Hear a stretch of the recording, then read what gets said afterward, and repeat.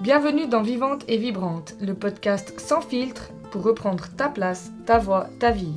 Ici on parle dev perso, blocage émotionnel, blessure de l'âme, schéma répétitif, charge mentale, tous ces trucs relous qui bloquent nos vies de femmes. Mais on en parle avec un brin d'humour, beaucoup de cœur, un soupçon de spiritualité et surtout un max d'authenticité. On casse les croyances limitantes, on secoue les idées reçues et on reprend notre pouvoir personnel pour enfin vivre une vie qui nous ressemble.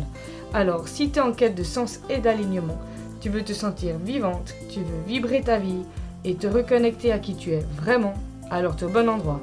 Allez, viens, je t'embarque dans mon univers. Je vais te dire un truc que j'ai mis longtemps à assumer sans le savoir. J'ai eu peur qu'on me voie comme une coach qui pousse à tout quitter. À quitter son mari, son job, sa vie bien rangée. Et si je suis honnête, j'ai déjà culpabilisé que des clientes ou même des amis aient fait ce choix après m'avoir parlé. Mais aujourd'hui, je vais t'expliquer pourquoi ce n'est pas ce que je fais et surtout pourquoi c'est une vraie question générationnelle. Ma peur à moi, être la coach briseuse de ménage. Non, mais franchement, ça c'est du Sylvie tout craché. J'ai longtemps travaillé sur la peur de ce que pouvaient penser les autres, de moi, le regard des autres et tout ça. Et dans ma vie privée, ça joue, quoi, en fait. Mais je m'y attendais pas à ce que ça se répercute dans mon travail. Parce que voilà, bah forcément, quand on fait mon travail, on se montre visible et, euh, et c'est pas évident. Et suite à, bah, si tu as écouté mon dernier épisode de podcast, où j'ai repris ma puissance, où j'ai remis ma couronne avec fierté, bah, à la suite de cet événement-là, forcément, quand il se passe quelque chose, bah, après, il y a un peu des petites mises à niveau et tout ça. Et là, du coup, c'est là que j'ai pris conscience de ça, qu'en fait, j'avais cette peur-là. Et en fait, cette peur, elle remonte à quelques années, où quand j'ai quitté mon mari, bah, quelques temps après, d'autres copines ont aussi quitté leur compagnon, des amis proches. Et je m'étais dit, mince, est-ce que c'est moi qui les ai influencés? Est-ce que c'est en parlant avec moi, enfin, je sais pas, ou ça leur a donné la force, ou l'idée, ou l'envie, ou j'en sais rien. Est-ce que c'était pas vraiment ça qu'elle devait faire? Enfin bref, je me suis posé beaucoup de questions, comme d'hab, mille remises en question. Et si les autres y pensaient que c'était à cause de moi et tout. Enfin bref, j'étais encore très dans le regard des autres à l'époque, hein. Mais du coup, cette peur, bah, je pense qu'elle est restée un petit peu accrochée à moi sans que je me rende compte. Et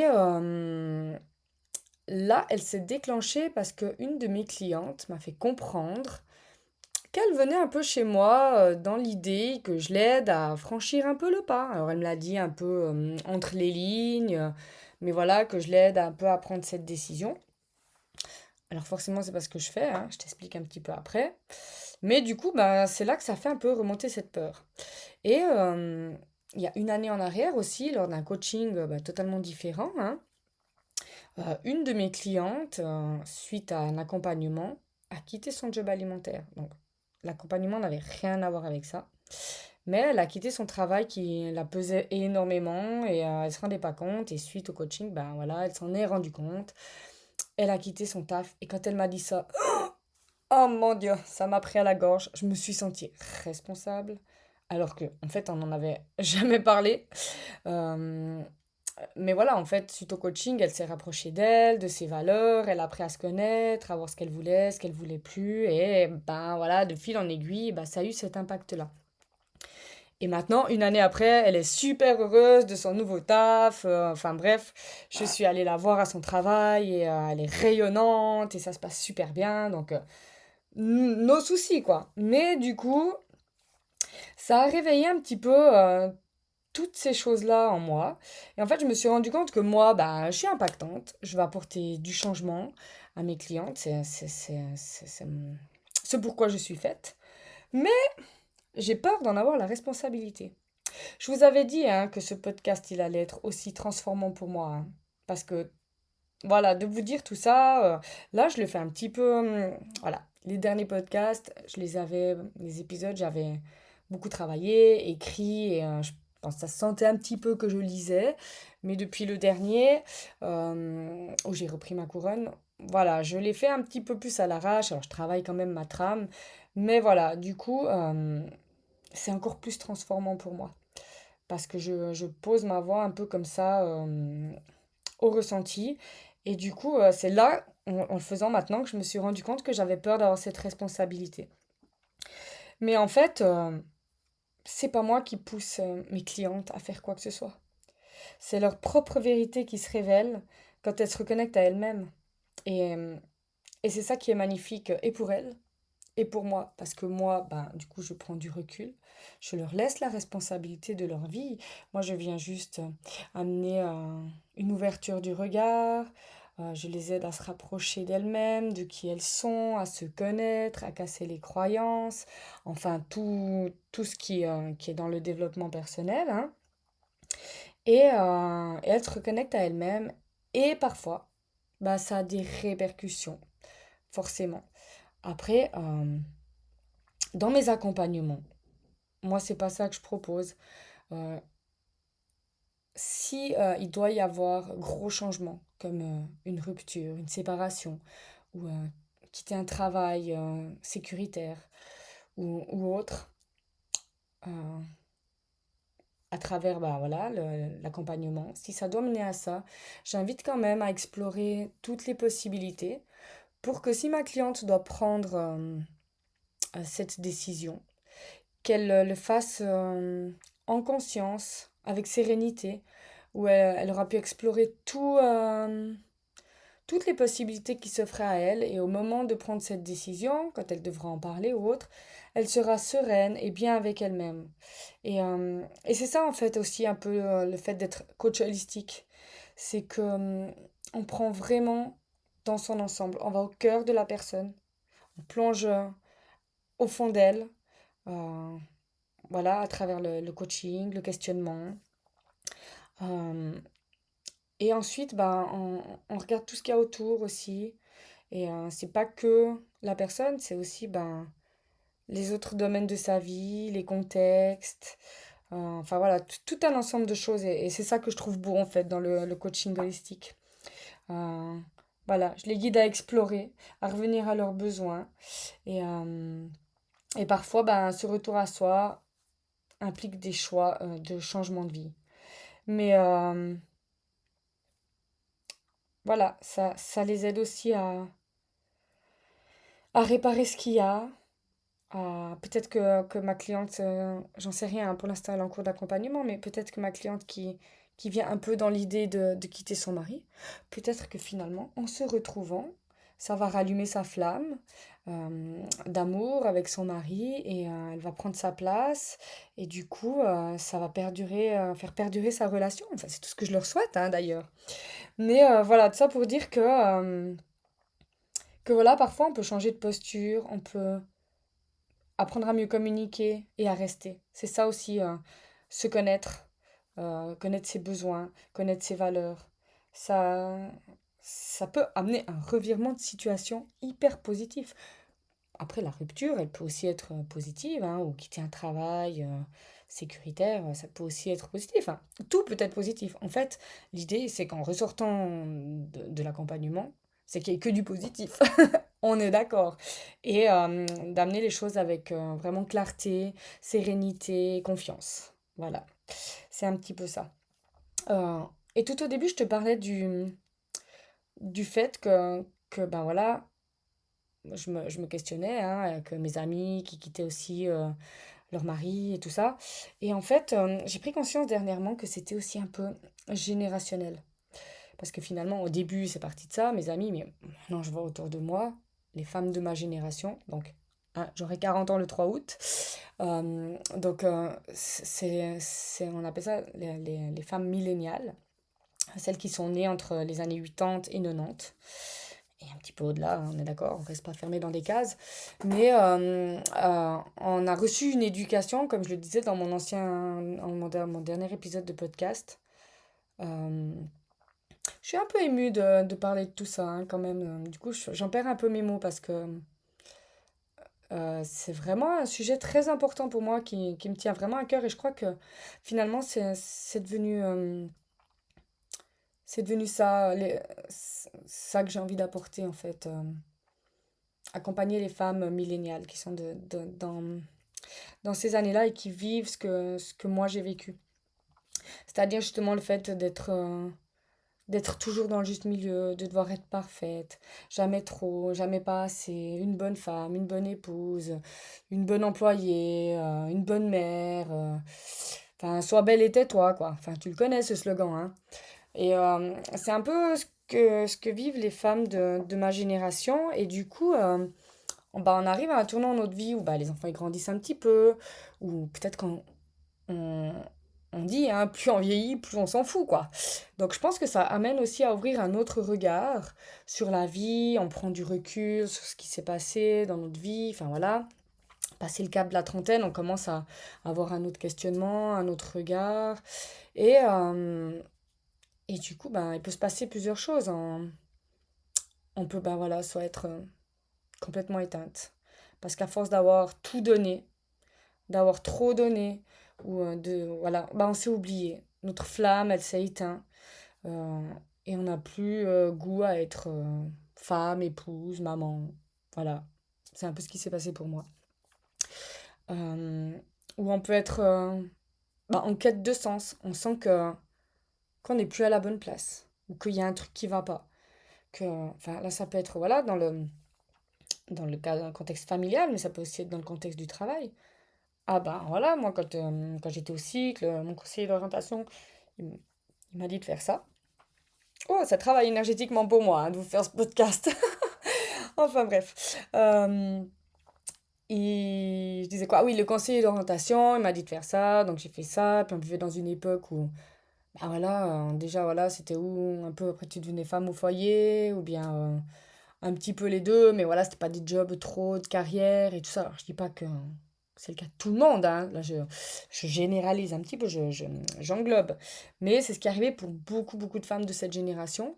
Et du coup, bah, on n'a pas fait le taf de notre rêve, quoi.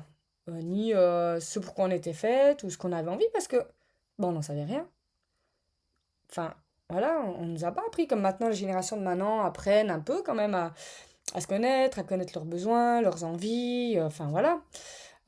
C'est différent. À l'époque, bah, nos mamans, nos arrière-grand-mères, nos grands-mères, c'était encore pire, hein.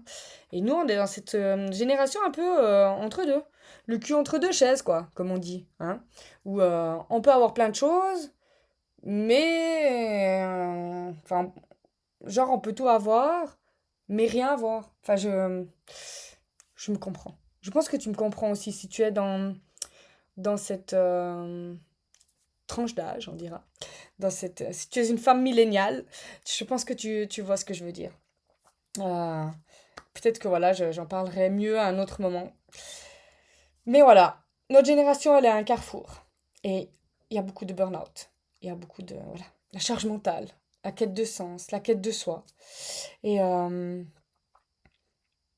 et du coup, c'est pour ça que j'en parle là maintenant. Parce que moi, ça a été ma découverte il y a pas longtemps, mais ça a été enfin, ce nom, hein, femme milléniale, mais ça fait quelques années que j'ai vraiment pris conscience qu'il y avait un, entre guillemets, problème générationnel. Enfin, il y a quelque chose à faire avec tout ça. Et moi, c'est ce que j'ai envie de faire. Je pense que c'est ce pourquoi je suis faite. Donc voilà, si tu te reconnais là-dedans, je t'invite à te questionner où tu en es, ce que tu as envie, euh, qu'est-ce qui est bon pour toi, où elle en est ta flamme intérieure. euh, Si tu te sens fatigué, si tu te sens t'éteindre, si tu te sens perdu. Tu sais, des fois, tu as tellement de charge mentale ou tellement de pression que tu n'arrives même plus à réfléchir, quoi. T'as le cerveau, mais il est dans le cirage, quoi. Donc, ça, c'est tout des signes qui qui vont te dire que tu es vraiment cette femme milléniale qui arrive à un carrefour, qui est en quête de sens et qui veut peut-être plus ou autre chose. Et voilà, tout ce que je peux te dire, c'est que je t'invite à te questionner.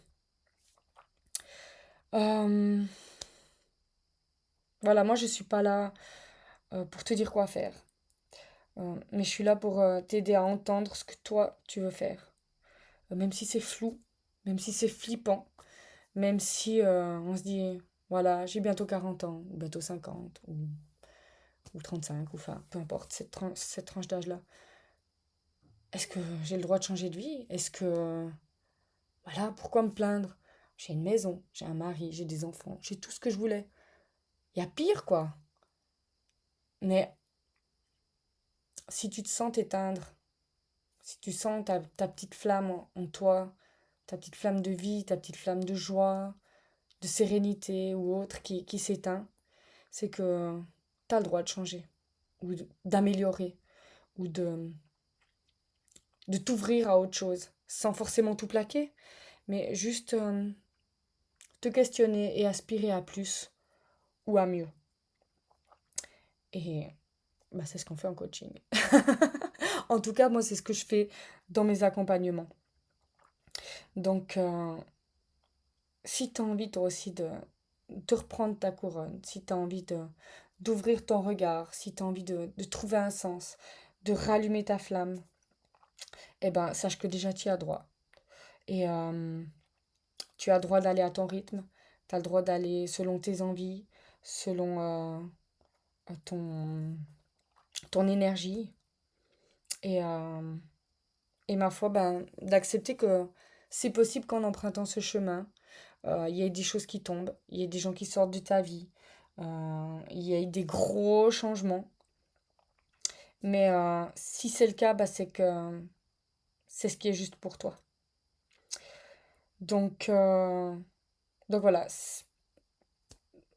Moi, j'ai envie juste de te proposer, de te dire que voilà, tu auras compris que je suis coach holistique, que j'accompagne les femmes milléniales en quête de sens. Et j'ai des accompagnements sur mesure pour ça, dans lesquels je m'adapte aussi, ben voilà, comme je te dis, à toi, à ton essence, à ton rythme. Euh, Là, cette semaine, je propose deux accompagnements à 40% pour mes 40 ans, à moins 40% sur leur prix. C'est libéré et équilibré. Libéré, c'est pour venir bah, te libérer de tes schémas répétitifs, de tes blessures émotionnelles, de tes croyances limitantes, de toutes ces choses qui t'encombrent, qui fait que tu restes figé dans des situations qui ne te conviennent pas. Et équilibré, c'est pour venir explorer où tu en es dans ta vie, qu'est-ce que tu peux améliorer, qu'est-ce qui va déjà super bien, parce qu'il y a plein de choses qui vont super bien. Euh, Quels sont les points prioritaires que tu as envie d'éclairer, d'améliorer. C'est vraiment pour amener de la clarté sur où tu en es et voir par quoi tu peux déjà commencer. Donc voilà, il y a ces deux programmes qui sont à moins 40% pour me célébrer. Moi, la quarantenaire, et bah toi aussi finalement, si tu es dans cette tranche d'âge. Donc je vais terminer là-dessus. Merci pour ton écoute. Euh, je me rends pas compte, peut-être que j'ai cafouillé, peut-être que je me suis perdue en chemin. Mais je pense que même si je me suis perdue en chemin, je me suis rapprochée un petit peu plus de moi encore à travers cet épisode parce que, ouais, comme je te dis, c'est transformant pour moi aussi. Alors, je te fais des bisous, merci pour ton écoute et au prochain épisode.